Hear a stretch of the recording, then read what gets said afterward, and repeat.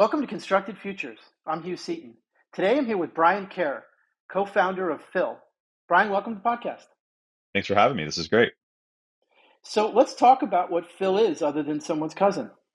Phil is an app. It's styled after a cartoon character called Phil. His name's Phil Holland. And sort of, the reason we made it a person or a character is because in this industry of earthworks, people are used to having a guy. So, oh, I need to get rid of 50,000 loads of dirt or source dirt. Let me call my guy. So just to get that out of the way at the beginning, that's the reason it's a person's name is, we wanted to replace that personal relationship that people have with their guy. And then, eventually it will be a conversational bot, like an AI assistant that will sort of As take a care of everything. as a former advertising guy, I love that name. It Thank you. breaks through. I mean, you're going to have so much fun turning it into a character, all the rest of it. So that's going to be a lot of fun. So what does Phil do? Yeah. Yeah. We all wanted it to be fun as well, right? Like a lot of apps in this space are sort of very enterprise software sounding, and we knew we wanted it to be fun and light and easy to use as well. So yeah, just to tag that one more time. But Phil is a marketplace of first and foremost. So when you go to our website, www.getphil.app, PHIL, you'll see you get thrown right into the marketplace. There's a big map that shows all the nearby listings of people who are getting rid of dirt or need to bring in dirt. So every construction site you've ever seen probably has the wrong amount of dirt. They have too much or not enough. This is like a global issue, not just in areas that have really strict regulations like Ontario, Canada, where I'm based. And we help people, close the distance between where this dirt comes out of the ground and where it ends up. So that's really our core offering, and it's free, completely free. And then we offer extra tools built on top of that experience. So we have free load tracking, so you can track your trucks, which is becoming mandatory in a lot of places, not just in Canada. And yeah, we make it really easy for your team to all sign up and talk to each other and manage all of your materials, not just dirt or clean fill. We support aggregate and stone products and scrap metal and snow and all kinds of crazy stuff. Very cool. And one of the things that comes up when as soon as you really dig in, no pun intended, is that dirt isn't just dirt and aggregates aren't just aggregate. How do you guys deal with the incredible variety that of any one of those subcategories and then overall?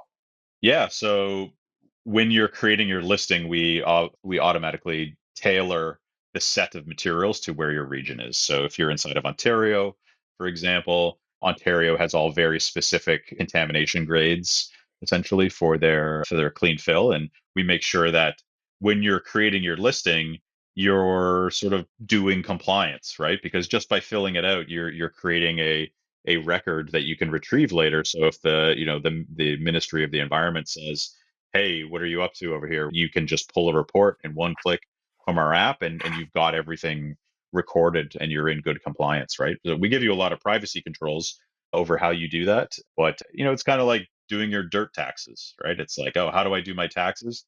Just go sign up for QuickBooks and fill it out, and you're doing your taxes, right? We're sort of offering the same experience for geotechnical analysis and soil compliance regionally. That's really interesting. And one of the points you just brought up, which is interesting, is coming from a tighter compliance and regulatory regime than the US, probably gives you a bit of a benefit, right? When you're Absolutely. coming to the So US. Yeah. yeah, Ontario is the crucible for North America, very on brand for Canada. We have very tight regulations, very tight government oversight in our province of Ontario, and it's a problem, right? Guys, dirt is that's contaminated with heavy metals and PCBs and stuff. Like it ends up in the wrong places, right? So there's a lot of famous screw ups where the dirt goes where it's not supposed to, like somebody's farm or into the water supply, and so it is a real problem. But the issue is that the regulators don't have great data to make decisions, and the industry doesn't have great data to sort of defend itself or sort of prove that they are doing a good job in a lot of ways. So but yeah, so just to circle back, we're very focused in Ontario as our sort of birthplace, just because we know if it works here, it will work anywhere. But then outside of regulations and compliance, we're saving people like serious money, right? When you find a dump site that's twice as close to where you're sourcing your dirt or where you're digging it out of the ground, you're saving, almost half off your diesel fuel, right? And your distance, and you're taking your trucks off the road and reallocating resources, right? So whether you care about the environment angle or not, that's up to you. But not burning, 50% of your diesel is huge, whether you're concerned about the carbon emissions or not, right? So Well, it's working in Ontario. We've proven that it works. We've sort of cracked the marketplace startup problem, the cold start dilemma, it's called in tech. And we are very confident now, and so are our sort of launch partners that we're ready to launch in a much larger market in the United States. So we're picking the states that we want to launch in sort of individually very carefully right now. And if any of your listeners feel like we should set up shop in their state, then they can hit us up. But yeah, we're getting ready. It's launching in America is going to be really big for us, and we think we're just going to explode. awesome. So let's go back to the kind of first question, which is what got you here? Like you haven't spent your career, I believe, in aggregates and dirt. What got you personally, but also how'd you guys realize this is an issue? Yeah, so I had rewind to 2021, end of 2020. I had just sold my previous startup. I created a small business banking app and debit card product. So I coming from the sort of fintech world and startup space. So I just sold my previous app. I had taken some time off to be with my family. I have two young kids, and I had planned this sort of Dragon's Den weekend at my cottage. And I invited about 8 guys, and one of them was a guy my sister had just started dating, and that's Mike, one of my co-founders now. But so I said, hey, everyone needs to come to this Dragon's Den weekend at my cottage. Everyone needs to bring a pitch deck, like a little 5-page deck, and I want to figure out, what's the next thing I should build. And Mike called me a couple weeks later and said, "Hey, I think you should cancel the Dragon's Den weekend. I have a really, really good idea." And so he pitched me on this idea. His background is in construction. His family has owned a commercial real estate and construction industry his whole life. And he explained to me how big of a problem earthworks and soil movement is, and how much money is tied up in this industry, and it's all cash deals and very unprofessional methods of money transfer. And me coming from a payments background, I said, oh my gosh, if someone can build a marketplace and build in a payments system into here, this is going to be an absolute gold mine opportunity for this industry to save money, and for a startup to become quite profitable. So that's really what sort of drew me in, was can we build white collar tools for a blue collar audience? And I think so. The answer is yes, absolutely. That they want the kind of tooling that is reserved for white collar businesses, like escrow payment systems and user to user payments, all of these great things that have sort of been left out of the construction industry. Yeah, you tell somebody you're going to save them a little bit of cash at scale, which becomes a lot of cash. I got to imagine they're interested, and that speaks to my next sort of question, which is great. So there's a marketplace. You're connecting dots. What's it like to work with you guys? How does somebody say, "All right, I like Phil. We're going to go after it"? What do they do? So we make it really, really easy, right? You visit the website or you install the app on your phone, and that's pretty much it. Like, we will let you browse all of the listings without even entering your email address. You can, it's sort of like the MLS system. So you can browse your area, but then as soon as you want to see the details of somebody's listing, then we require you to enter your email address. We send you a magic link. You're able to sign up very quickly. There's no cost. It's completely free, and you're in. That's essentially it. So we're ad supported. We knew that being free, it was going to be critical to launching a marketplace. People are not going to pay to use Craigslist or Facebook Marketplace, for example. And we knew that we were just going to have to layer in pro features later, like promoting listings, or sponsoring your locations, verifying your business. Getting the green check marks is going to be really important for us. That's really the next big phase, is okay, we've got tons of listings, tons of volume on here. Now, how do we improve the quality and the trustworthiness of all of these listings? That's really the phase we're in right now. Yeah, it makes a lot of sense. And so I've downloaded this. I'm looking through it. What do Awesome. I do next? How do I transact? Yeah. Yeah. So the customer journey really is you come to the site, you create an account, you add your listings, whether you are looking for dirt, whether you want to you have a deficit of clean fill, you need to like backfill a condo building or grade a giant property or something, or you're exporting dirt, so you need to get rid of, 10,000 truckloads of dirt or maybe 20 truckloads of dirt. Everyone is concise projects, obviously. And then you get matched automatically. So every morning at 7 a.m., we send out matching emails and we introduce companies to each other for free, again, just like MLS. You talk to the other companies using our built-in chat. You can make an offer right in the chat app that we've built from scratch. It's very simple, and you can start hauling trucks. So as soon as you create an offer, it gets accepted. Then you can set up a haul, and then you can start sending trucks from one site to the other, and it's all again completely free, and you can retrieve that information at any time in an Excel spreadsheet with just one click.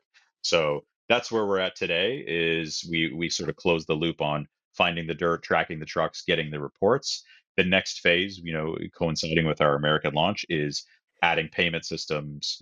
That's really sort of the next big phase. And people might say, okay, well, why can't I just send someone a wire transfer? It's really not that simple, right? You want to try and keep each other honest. It's very common in this industry for people to sort of duck halfway through a job, right? Leaving 50% of the money, unreceived, essentially. So when you create an offer using our system, you will be able to hold back a custom amount. So you can hold back 20% or 30% or 50 or whatever you like. And then it's not until the job is complete that the funds will be released. So this is again the sort of tooling that people are used to in higher levels of finance that we're sort of bringing down to this industry, and that's going to be a big profit center for us is having mature finance features like that. Yeah, it's interesting that you bring this sophistication of payments and all of what goes into it into this really what could be quite a complicated marketplace. So being able to bring that level of Yeah, flexibility, but also I have a feeling people are going to really like that and start to think about things and ways that it can help their business that you for probably sure. can't even tell them. That's the And point, part of right? that is it's called platform leak as well. When you're creating a marketplace, there's only so many construction companies in your area, right? So after we introduce you to everybody, or you can see everybody's listings, what keeps you coming back to the app and using our app instead of just picking up the phone and calling, Joe's Construction that's in your neighborhood? That's a very big problem for us to solve. And if you think about an app like Airbnb, okay, why do I still keep using Airbnb, right? Why don't I just call that vacation home and just book it directly with them, right? You keep using Airbnb because it's of the safety and the quality features, right?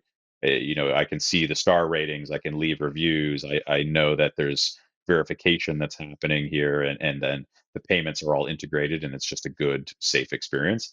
That's our objective next, is to add those sort of Airbnb style features into the app.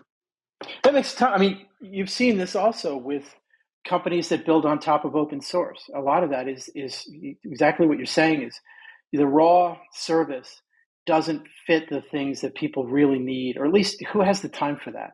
So you're Hmm. saving time, you're protecting against various things that can go wrong with money and service provision and so on. Really cool. And you guys have been at this a while, but you're kind of tackling a really big problem.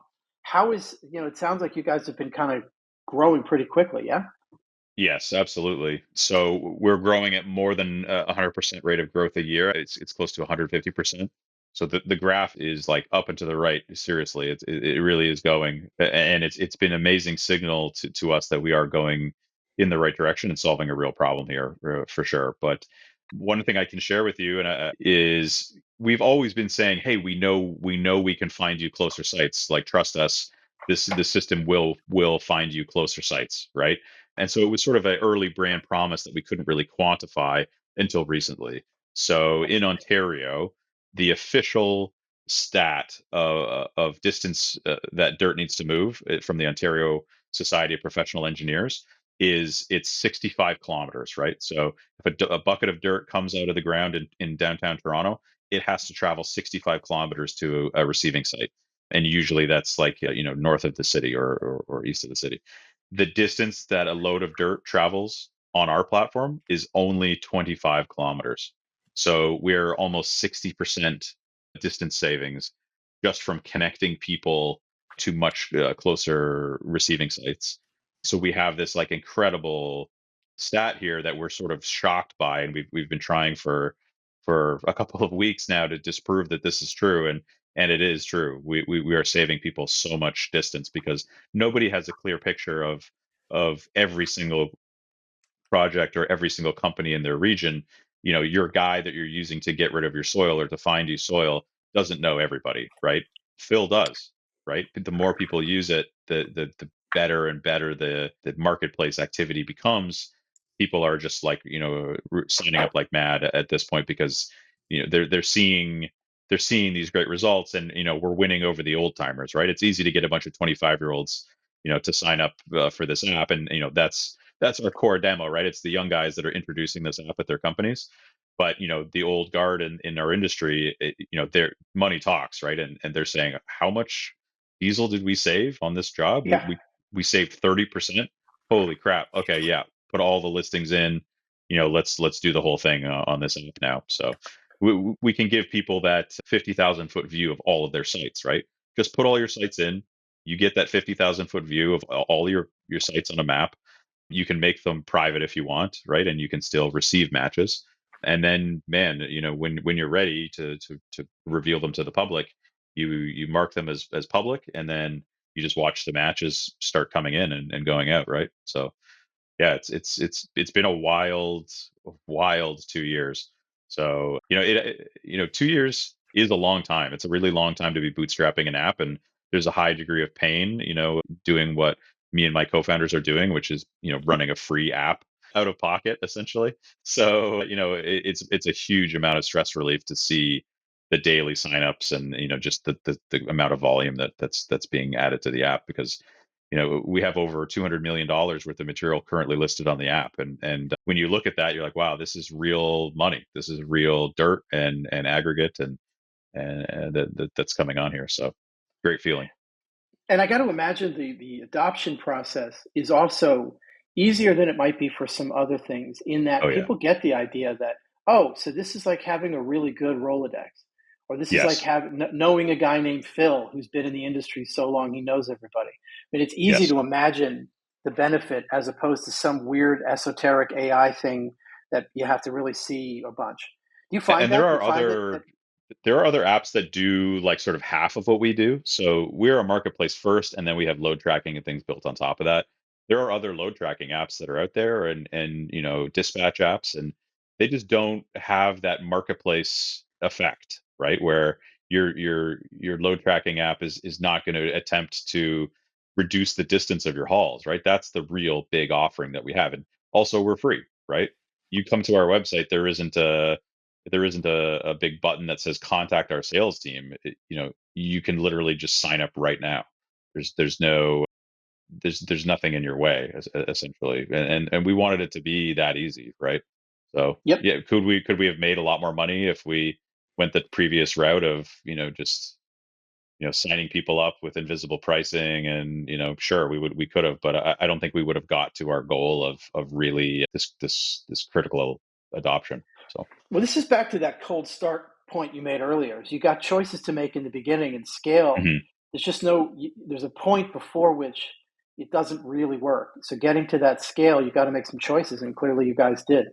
Yeah, those are really tough calls for sure. And we did test it out. So there was, if you look at some of our old marketing, you might see references to 15 cents a load for trucking. And we did test that out, and we ran an experiment for a couple of months, and it didn't click. People don't want to pay, at least at first, for this sort of a system. So we know that we need to get people in, and we have to have a free tier. And the app will always be free. That's the thing. We're not going to rug pull people and all of a sudden start charging. It will always be free. And then we will have a pro version in the future that's like $50 a month or something, and you can verify your business and get your green check mark and have access to some of the future releases that we come out with. But the core set of finding dirt, tracking your trucks, it's always going to be free. One of the things you brought up before, I want to reiterate this idea that you're getting visibility into the distance that's being driven, not That's right. just an average, not just a overall, we think it's this much. And you have to ask yourself where that 65 kilometers came from, because it's not like data was that great before. It probably is an undercount, but whatever. But now you're able to do things where analytics suddenly becomes a really important part of your offering, whether it is right now or whether it's something you continue to develop, because you're able to show an ROI in hard dollars in a way that is actually kind of rare in services like construction. Yeah, it's the data. Everyone on their LinkedIn is talking about data informed decisions, right?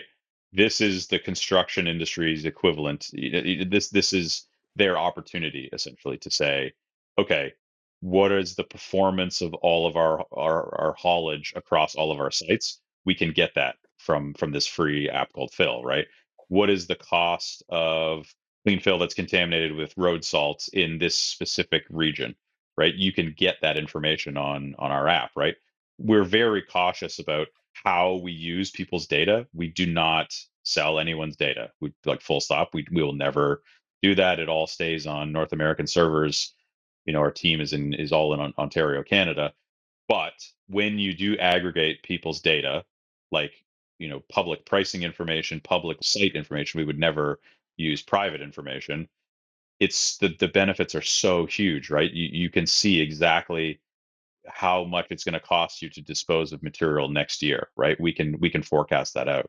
Right now, a lot of projects they just bid blind. They just pull a number out of their back pocket. What they think it's going to cost. We can tell you exactly what it's going to cost and how long it's going to take and how many trucks you need.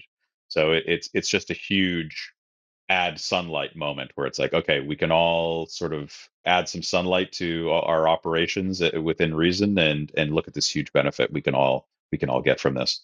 It's fantastic. And it's just another example of construction piece by piece beginning to really be able to quantify things that were just kind of rule of thumb in the past. Sure. So I want to spend a minute on something else we talked about a little bit earlier, and that is this idea of your US launch. So Hmm. you're based in Canada, you've cut your teeth, I mentioned before, in a really highly regulatory environment, which prepares you for anything you're going to find down here. But you guys are looking at something within the next quarter or so, yeah? Yeah, that's right. So very soon we have a few partnership agreements that are just awaiting wet signatures right now, and we are going to be launching in the United States with a bang, with a very big bang. We have a global scale construction partner who we are going to be launching in the United States with, who's one of the largest aggregate and roadworks companies in America, and they're going to be listing all of their material, tracking all of their trucks. We have one of the largest engineering firms in America that's going to be launching with us as well. They are going to be getting the Fill app into all of their project lifecycle. So when they're consulting for their clients, when they're managing their geotechnical analysis on behalf of their clients, they're going to bake us into their process. So it's just such a low lift for such a huge payoff, and yeah, it's a very exciting opportunity for us because, like I said, the regulations are not as strict in the United States. I don't think it's going to matter. I think at the end of the day, everybody wants to find a closer site, wants to take trucks off the road, wants to save on diesel, and the compliance stuff and the CO2 savings. That's all just gravy on top. Totally. Yeah, I know. I focus on the regulatory, but really it's that cutting the distance by 60%, or who knows? I mean, the cool thing about network effects is that may shrink as density continues to grow over time, and really awesome. Exactly. In Ontario as well, there's this thing where, you might get unscheduled inspections, like you have the ministry showing up on your site, they don't like what they see, they're shutting things down, like who knows, how bad things can go. With Phil, we have a thing called haul sharing. So if you are moving dirt in your region, you can invite any local regulators and give them very strict, view only access to exactly what you want them to see, And like that's such a better experience, right? If your local municipality wants to, check in and see how things are going, you can control that visibility with them, right? It's not like you don't have to worry about trucks getting pulled over on the road to get inspected and disrupting your operations. This is a way better way to do it, is talk to them. They hopefully are going to be signing up as well, and being invited, as it's almost like a Google Doc, right? You could think of your hall as a Google document. Oh, okay, this person has view access, this person doesn't, this person has edit access, this person can pull reports or receive trucks. Or we give people tons of privacy and utility, like tons of controls over their sites and over their halls. And there's a lot of really creative solutions people can come up with there. Love it. Well, whether it's somebody in Canada or somebody in the US that wants to know more about you, or again, in the case of the US, wants you to come to their geography, how do people reach you? Yep. So you can just go straight to the app. It's www.getphil.app, GETPHIL, like the man's name, Phil. You can just go there and start using it immediately. Like I said, you don't need your IT guy, you don't need anyone. All you have to do is sign in with an email that works, and that's it. We have a marketing website that's www.go.getphil.app if you want to look at any of the marketing sizzle. But you can find us on YouTube, you can find us on Instagram, where we have, maybe we'll put the links to our socials in the The copy. show But notes. yeah, I think we're trying to make it easy, right? We have a bunch of really easy 3-minute videos on YouTube how to get started. So if you want to sit and watch a guided demo, you can do that too on YouTube. But I think you'll be able to figure it out. I think if you visit the site, you start browsing. We made it very similar to Google Maps, very similar to any chat app that you might be familiar with. So if you know how to use a smartphone, you probably know how to use our app. So Fantastic. Well, again, I'll have a lot of that stuff in the show notes. Bryan, thanks for being on the podcast. I loved hearing what you guys are up to and look forward to seeing what you get up to next. awesome. Thanks, Hugh.